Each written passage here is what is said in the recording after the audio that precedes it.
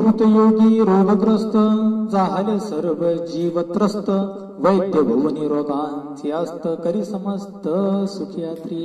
अहो एवढंच काय, आत्री मुनीने अजून काय केलं तर कृतयुगामध्ये सगळे जे काही माणसं आहेत, सगळे प्राणी मात्र जे आहेत तर ते रोगाने ग्रस्त झाले होते. आणि रोगाने ग्रस्त झाल्यामुळे त्यांचा जीव त्रस्त झाला, त्यांना त्रास झाला.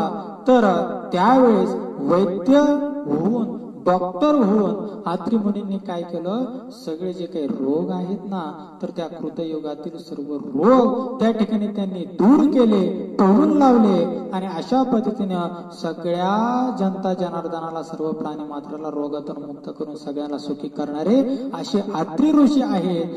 तर ते ब्रह्मदेवाचे मानसपुत्र आहेत. तर अशा पद्धतीनं टेंबे स्वामी महाराज दत्त महात्म्य अध्याय 1 क्रमांक 71 मधून प्रतिपादन करतात.